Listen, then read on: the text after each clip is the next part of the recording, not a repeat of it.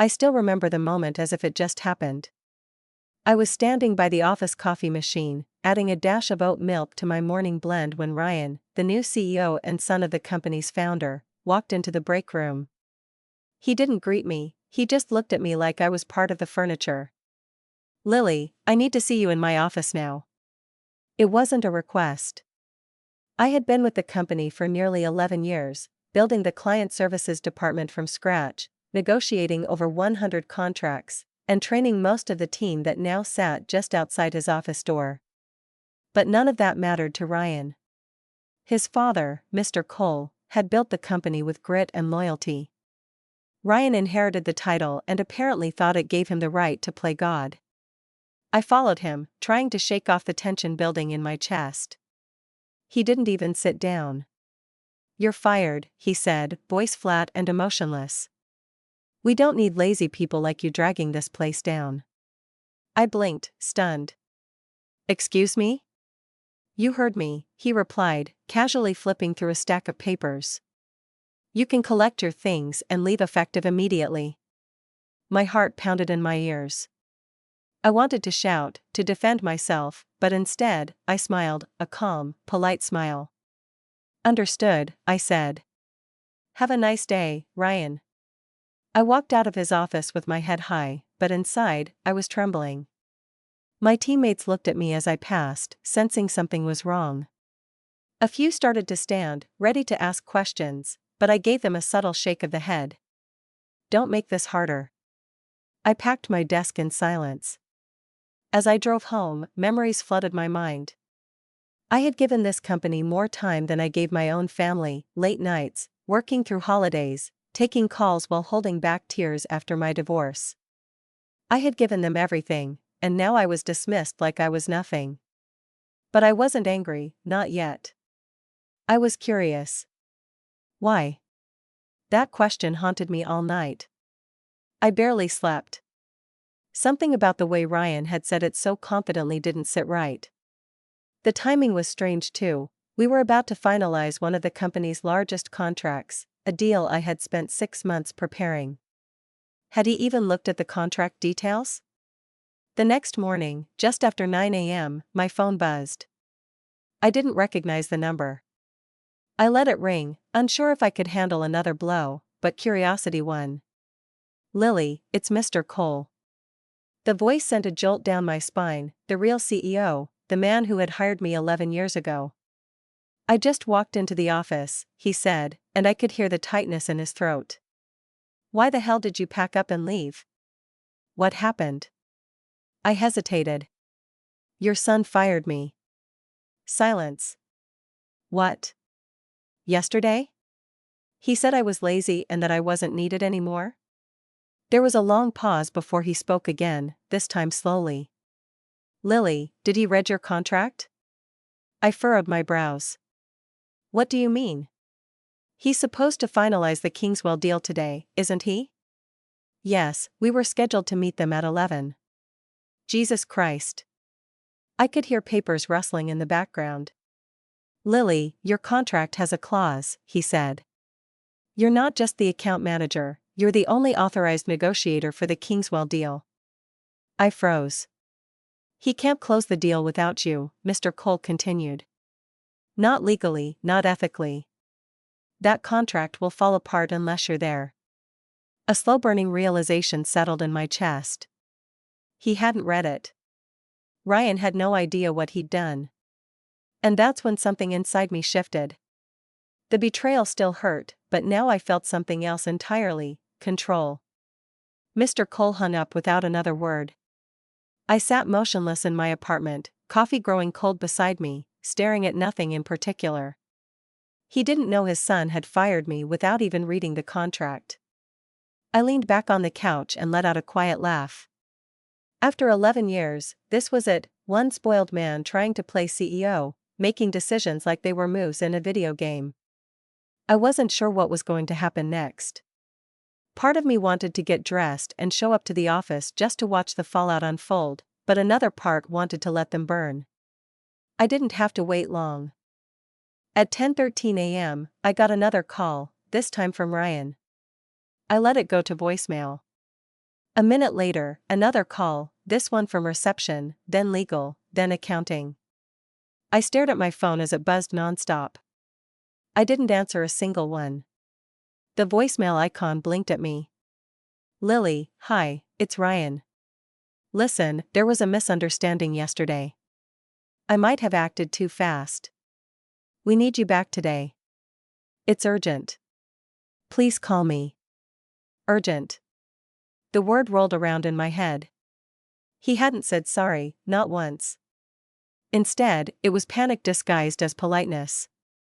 At 10:32, my phone buzzed again, this time a number I hadn't saved in years, Nicole, a former colleague. Lily, you won't believe what's happening here, she said, her voice barely above a whisper.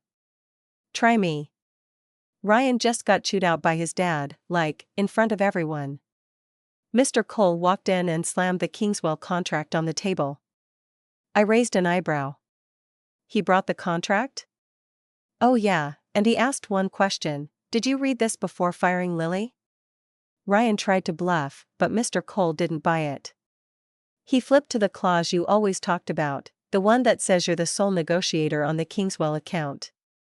That clause was put in place for a reason. I exhaled slowly. And what did Mr. Cole say? He told him if the deal falls through, your position here becomes negotiable. I let out a breath I hadn't realized I was holding. There it was, the first crack in Ryan's armor. I don't know what you're planning, Nicole added, but whatever it is, you have the upper hand now. I ended the call with a soft thank you, then stood and looked out the window.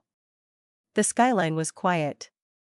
I always found comfort in that, the city indifferent to human chaos. At 11:15, another message came through, this time from Mr. Cole.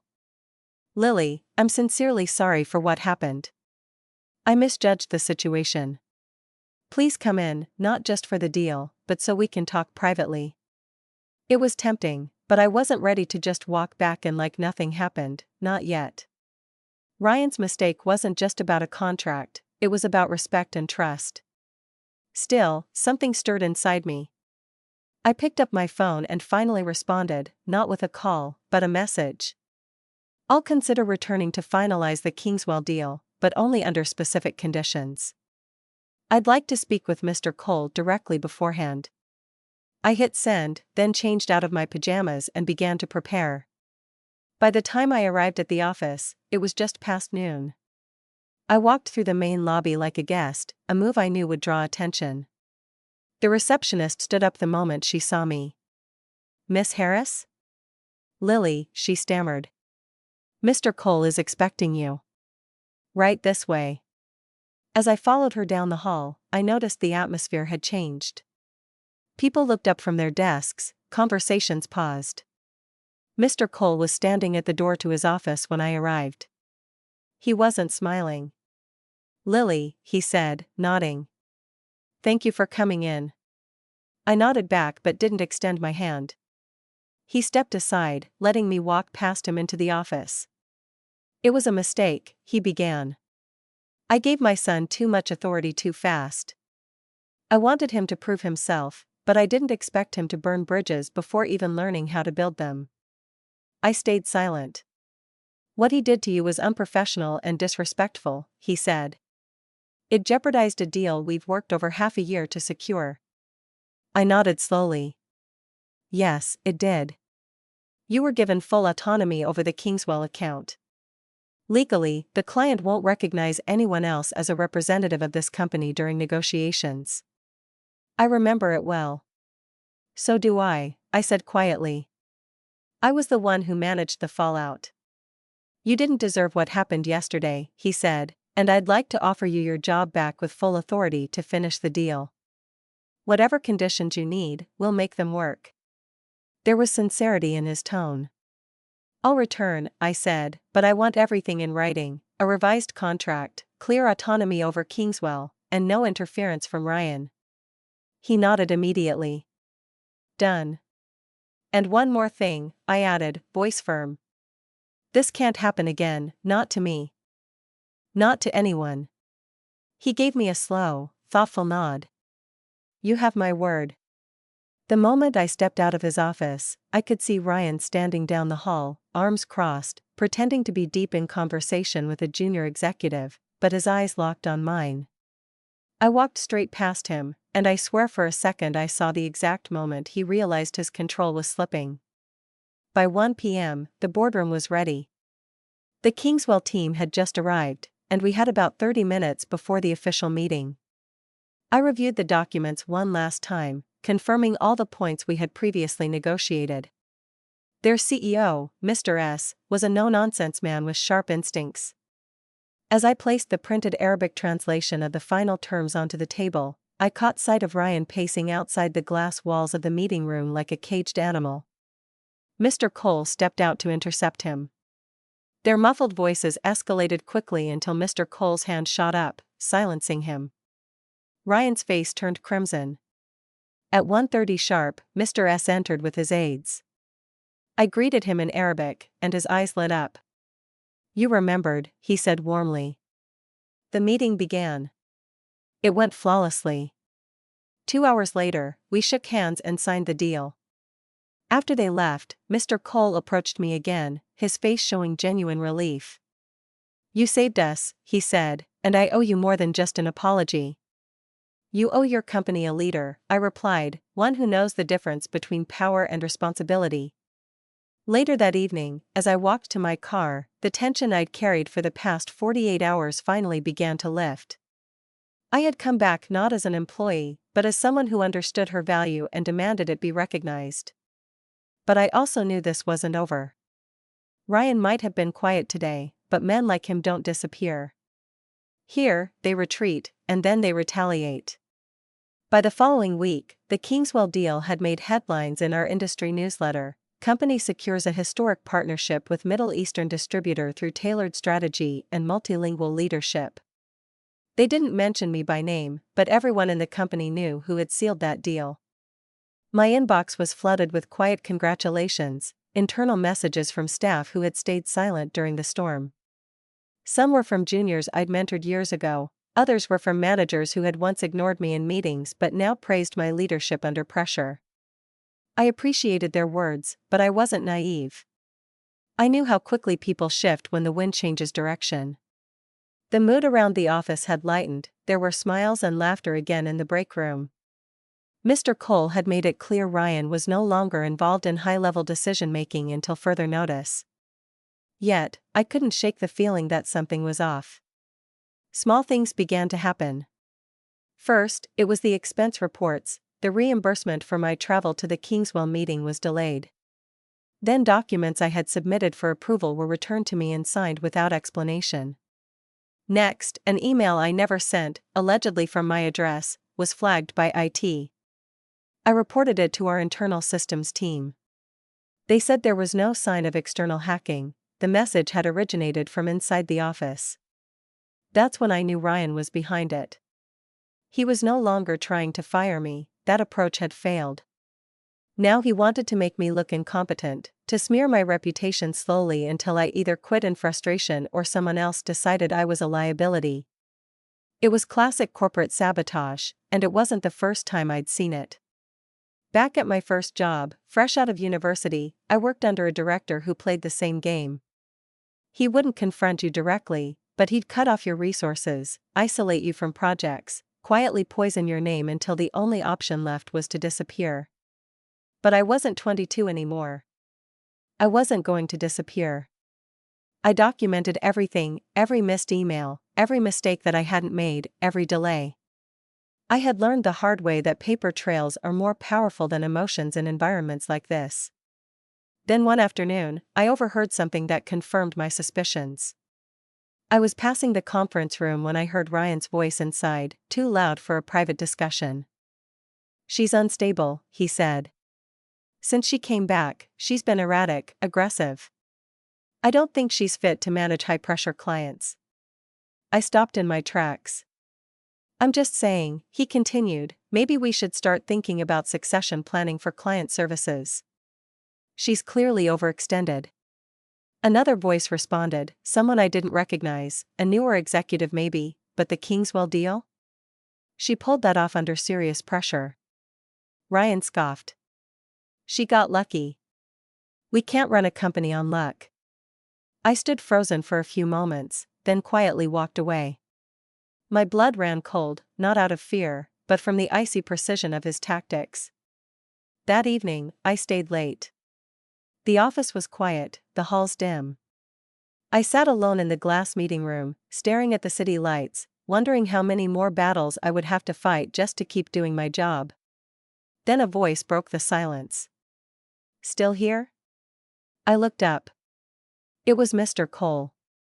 I could ask you the same, I replied. He stepped inside, placed a folder on the table. Your revised contract with everything we agreed on. I opened it, read through the language. It was solid. I've also started an internal audit, he added. Too many things have been misfiled lately. I looked up sharply. I'm not blind, Lily. I know Ryan isn't finished. Why haven't you stopped him? I asked. Because I needed to see how far he'd go. He sounded tired, more like a father than a CEO in that moment. You're protecting the company, I said. He shook his head slowly. I'm trying to protect both of you, but maybe it's too late for one of you. I closed the folder. I don't need protection. I need you to decide what kind of legacy you want to leave behind. His eyes lingered on mine, then he turned and left. The office felt colder that week, not because of the weather, but because the air between people had changed. Conversations dropped to whispers when I walked by. Some employees smiled at me, others avoided eye contact altogether. The internal audit had begun, and everyone knew it. That Thursday, I was called into the audit committee's temporary office, an old storage room turned war room.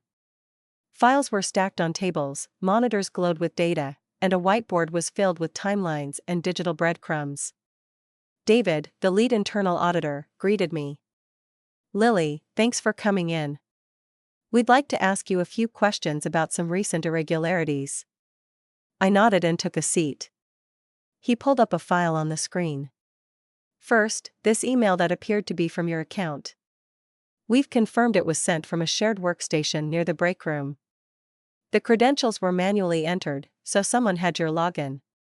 He shook his head. No, someone had your credentials, copied them. Most likely, this wasn't phishing, it was internal. I folded my arms. I reported that incident the day it happened. He gave a tight smile. Yes, and we're glad you did. We found a few others like it, emails rewritten, spreadsheets altered, sign-offs removed, all traced to shared machines, always under your name. The weight in my chest grew heavier. This was coordinated, I said. David hesitated. Yes, and we've narrowed down the list of people who had access. We've also noticed unusual patterns linked to Ryan's executive assistant's login. I sat still. We're not accusing anyone yet, but there's a clear pattern, sabotage intended to discredit you and possibly others. I clenched my jaw. So what happens now? That's where it gets complicated, he said. Mr. Cole asked us to present our findings directly to him. He's made it clear he wants the truth, all of it, no filters. I nodded slowly. Then I'll be there. David raised his eyebrows. You're not required. I will be there, I repeated. If this is going to surface, I want to look everyone in the eye. That night, I barely slept. I kept thinking about the others who had left quietly over the past year, talented employees in their 30s and 40s who had simply moved on without much notice. I used to think it was just turnover. Now I wondered how many of them had been quietly pushed out by Ryan's games. I arrived early to the executive boardroom the next morning. Mr. Cole was already there, staring out the window like a man waiting for the final card to fall. David and two other auditors came in next, then Ryan arrived, 10 minutes late, looking smug, phone in hand, not a trace of concern on his face until he saw me. He paused at the door. She's not on the audit committee. Mr. Cole didn't turn. She's here at my request. Ryan shifted his weight uncomfortably. This is supposed to be internal, confidential. Then you should have kept it that way when you used company resources to fabricate emails, I said, my voice calm but sharp. Ryan scoffed. That's ridiculous. David spoke up. We've traced multiple login attempts tied to your assistant's account, all connected to irregularities targeting Lily's work. There's a clear timeline. Ryan's face began to shift, his practiced smugness cracking. You're reaching. She's just bitter about being let go. I looked him in the eye. You didn't let me go, Ryan. You sabotaged me, and you almost tanked the biggest deal this company has landed in 5 years. Mr. Cole finally turned. I gave you a chance, he said quietly. I gave you more than one, and you've done nothing but tear down the people trying to build something real here. Ryan's bravado faltered. This isn't what you think. No, Mr. Cole cut in. It's worse. A heavy silence filled the room. Then Mr. Cole stood. The board will be reviewing this report. Until then, you are suspended effective immediately. Ryan opened his mouth to protest, but the words never came. He looked at me one last time, not with rage, but disbelief. He walked out in silence. I stayed behind. Mr. Cole exhaled, his shoulders sagging. I failed him, he said, as a leader and maybe as a father. You can't lead someone who refuses to grow, I said quietly. But you can lead the company. You still have that choice. He looked at me, then nodded. 2 weeks had passed since the audit meeting, but the impact of that morning still echoed through every corner of the building. Ryan hadn't returned, and the once proud smirk he carried was now the stuff of whispered office gossip. The board moved quickly, the evidence was too strong to ignore. When the final report came out, it was clear Ryan hadn't just tried to sabotage me, he had compromised the integrity of the company itself. His suspension became a termination. The official announcement cited breaches of ethical conduct and internal misconduct. I thought I'd feel triumphant when I heard the news. Instead, I felt calm, not victorious, just steady, like I had weathered the storm and now I could finally breathe. A few days later, Mr. Cole called me into his office and closed the door. I did, he said, sitting at his desk with a folder in front of him. I've spent a lot of time thinking about everything that's happened, he began, and what I want this company to be moving forward. I didn't speak, I let him finish. You've shown more leadership in the past month than most executives show in a career. You protected our biggest deal, held your composure in a public humiliation, and navigated personal attacks with professionalism. That's the kind of person I want helping run this company. He slid the folder across the desk. Inside was a promotion letter, Director of Client Strategy, an executive-level role, one that reported directly to him. I looked up, startled. I didn't ask for this. I know, he said. That's why you deserve it. I hesitated, then gave him a small nod. If I accept this, I want to say how we move forward. I don't want to just hold a title, I want to rebuild this culture the right way. He smiled. That's exactly what I was hoping you'd say. Later that evening, as I sat alone in my new office, a temporary one while renovations were underway, I stared at the blank nameplate on the door. For years, I'd walked these halls wondering if anyone really saw the work I did. It wasn't just about a contract or a position, it was about remembering that competence is not arrogance and professionalism is not weakness. I had been underestimated, dismissed, and sabotaged, but I had never been defeated. In the weeks that followed, I started reshaping the department. I reopened lines of communication, reinstated people who had been pushed out unfairly, and created an anonymous reporting system so no one else had to fear retaliation for speaking up.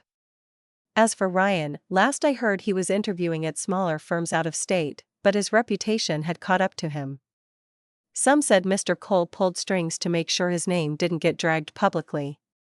One afternoon, while walking through the office, I passed the glass wall that once housed the Kingswell negotiation. I paused for a moment, remembering everything, the sabotage, the call, the panic, the eventual triumph. That single deal had changed the course of my career, but the real shift happened the moment I smiled at Ryan and walked out of his office, refusing to beg. That was the turning point, not because I gave up, but because I knew what I was worth, and I refused to let anyone, boss's son or not, take that from me again.